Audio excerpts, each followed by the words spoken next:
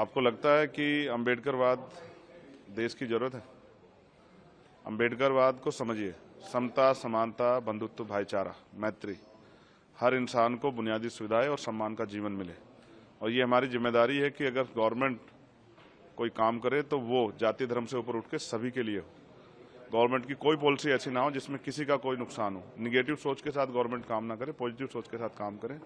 देश की आज़ादी के इतने साल बाद भी अगर लोग लंबे समय से बुनियादी सुविधाओं से वंचित हैं तो इसके लिए सरकारें जिम्मेदार हैं। अब वो बुनियादी सुविधाओं पर बात भी होगी और नए अवसर कैसे तैयार हों। देश का नौजवान सड़कों पर है, बेरोजगार है, देश का किसान परेशान है, न्यूनतम मजदूरी नहीं मिल रही है और ना ही रोजगार है लोगों पे। लोग सुबह उठ के जाते हैं बिकने के लिए, लेकिन कोई खरीदने वाला नहीं होता, क्योंकि देश में 80 करोड़ से ज़्यादा लोग ऐसे हैं जो हैंड टू माउथ है। अभी सबके लिए काम करना है। महिला सशक्त हों और सुरक्षित हों। दिल्ली में भी महिलाएं सुरक्षित नहीं है।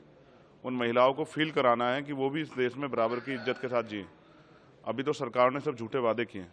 सरकार ने जो वादे किए उनको पूरा कराने के लिए सरकार से सवाल करेंगे। आपको लगता है कि कई जगह नाम बदले जाने की एक राजनीति होती है कि इसका नाम रख दो, उसका नाम रख दो, अम्बेडकर की मूर्तियां तोड़ दो, और एक दबाव की एक सोसाइटी है जो कि दबाव के अंदर काम करती है, उसको ये निगेटिव थॉट है और ये इस निगेटिव थॉट को कब तक देश सींचता रहेगा, ये सवाल है। देश आज़ाद हो गया, अब भी अगर जाति के आधार पर या धर्म के आधार पर उत्पीड़न होता है तो देश को सोचना चाहिए।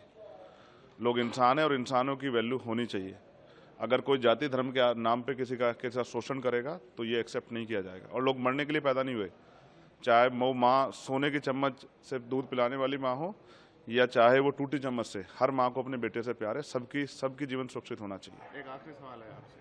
मेरे जैसे बहुत सारे लोगों की जरूरत है और मैं प्रयास करूंगा आजाद समाज पार्टी के जरिए वो पार्लियामेंट में आए। एक आखिरी सवाल है। प्रधानमंत्री मोदी कहते हैं कि ईवीएम में किसी ने दोष नहीं दिया इस बार के रिजल्ट में। आपको लगता है कि ईवीएम में कुछ गड़बड़ी है या फिर ऑपोजिशन का एक बहुत बड़ा जिन है ईवीएम? देखिए, जिन चीज़ों पे संदेह होता है उन पर चर्चा होती है। पिछली बार भी बहुत सारी चर्चा हुई थी और चर्चा होनी इसलिए भी जरूरी है क्योंकि ये लोकतंत्र ही हमारी सबसे बड़ी पूंजी है। हमने यही कमाया। इसमें रानी का बेटा राजा नहीं बनता है, राजा वो बनता है जिसको जनता मत देती है।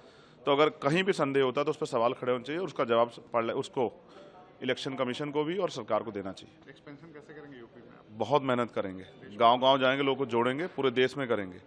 बहुत बड़ी जिम्मेदारी है और वो एक बहुत बड़ा समाज उम्मीद लगाए बैठा है कि चंद्रशेखर आजाद के जरिए बाबा साहब अम्बेडकर और माननीय काशीराम साहब का अधूरा सपना पूरा होगा।